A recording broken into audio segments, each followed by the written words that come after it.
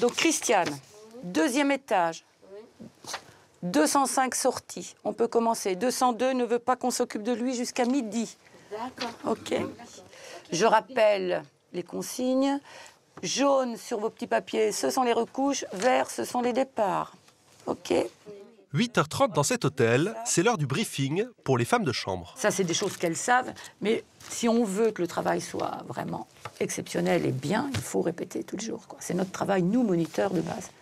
Répéter, écouter, rassurer, des principes de base quand on travaille avec des personnes handicapées. D'accord, Yann. Prenez le temps de bien faire les lits. N'oubliez pas que nous sommes les meilleurs. Oui, Et que, comme nous sommes les meilleurs, nous n'avons pas le droit à l'erreur. Formule du jour. OK. Ok, Yannel. À Nice, il n'y a pas que le Negresco, le Plaza ou le Méridien. Depuis 1 an et demi, un nouvel hôtel a ouvert ses portes. Avec ses 29 chambres et son restaurant, l'établissement semble ordinaire, en apparence. Car dans les chambres ou en cuisine, l'hôtel emploie une trentaine de personnes en situation de handicap.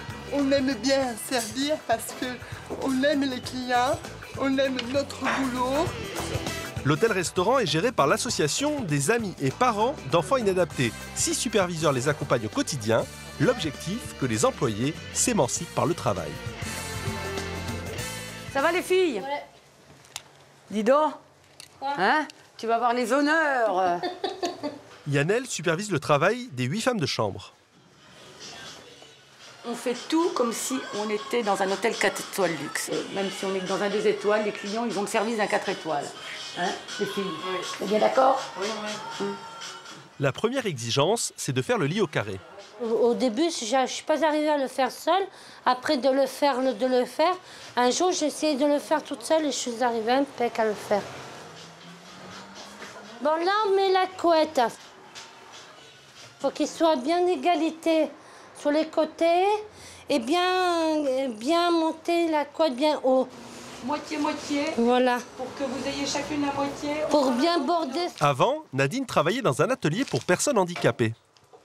Je faisais de la couture, du repassage, bracelet, on faisait un peu de tout. Je pensais pas que j'allais travailler dans un hôtel, moi. Et ça vous fait quoi de travailler maintenant?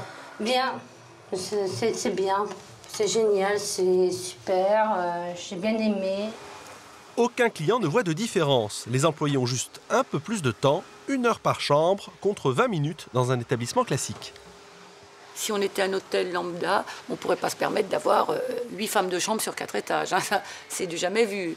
Donc nous, ça, c'est le côté éducatif qui prend le pas. Donc nous, une femme de chambre, elle fait 6 ou 7 chambres par journée, alors qu'une femme de chambre en ville, enfin dans un hôtel normal, elle va faire 20 chambres. Donc ça, c'est toute la différence. Nadine, comme ses collègues, touche un SMIC par mois entre son salaire et l'allocation adulte handicapé. Mais le plus important n'est pas là. Le fait de travailler dans un bel endroit, elles savent qu'elles travaillent pour des gens, c'est vraiment une reconnaissance sociale. D'ailleurs, la preuve, hein, elles sont toutes contentes d'être là. Je vous dis, j'ai pour ainsi dire pas d'absentéisme, hein. Aucun. Pour les chambres, les employés ont leur temps. En revanche, pour le service du midi, la cadence ne permet pas de souffler. Il faut être avec eux, quand même les accompagner, toujours pour un petit manque, un petit verre, une petite cuillère, une petite tâche. Oui, oui, oui. Après, c'est toi. Et voilà, donc toujours un petit peu les accompagner parce que voilà, ils ne peuvent pas tout voir. Hein? Merci. Voilà, parfait. Caroline, la monitrice, est la seule à ne pas être en situation de handicap. Tu te souviens ou des fois tu oublies? J'oublie. Ah, ouais. Chaque fois, j'oublie des verres, le couteau qui manque, il m'a dit.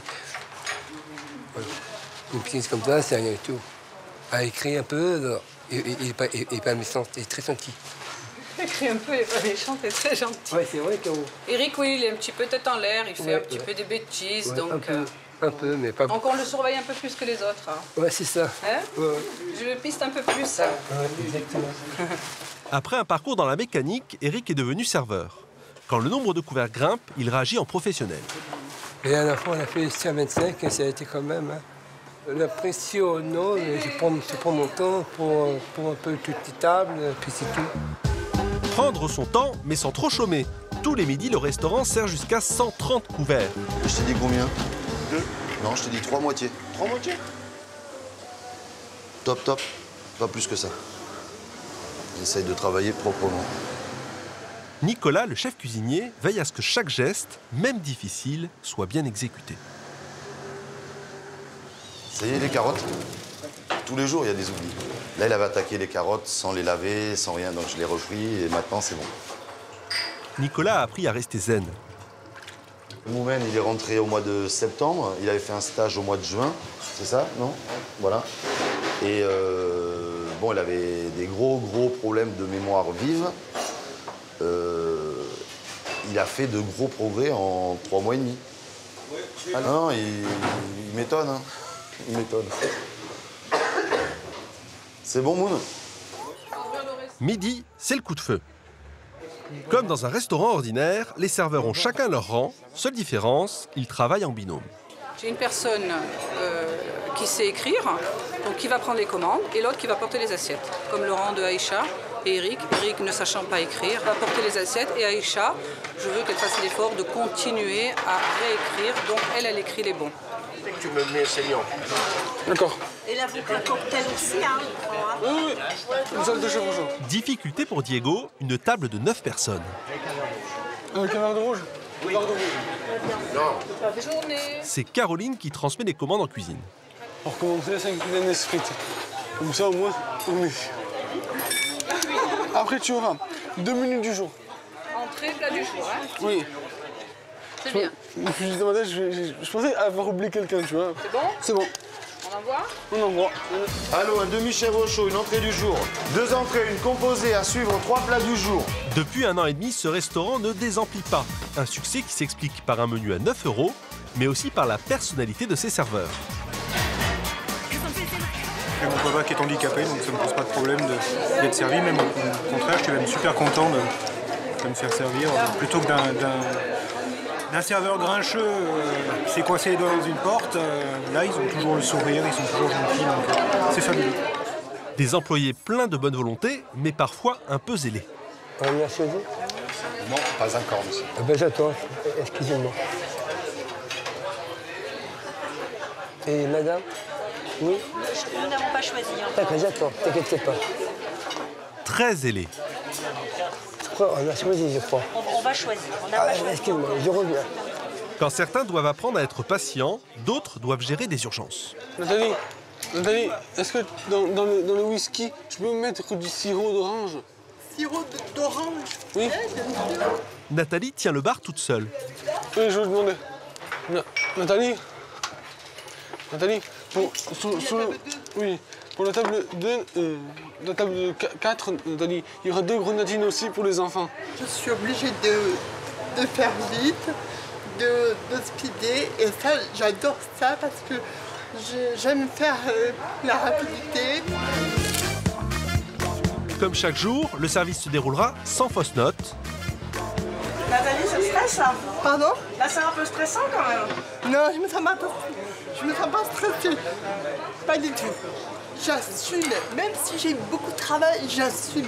Je panique pas, vous voyez? Voilà. J'essaie de débattre comment dirais-je?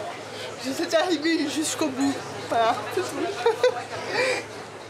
À terme, l'association espère que cette expérience leur permettra de s'insérer en milieu ordinaire.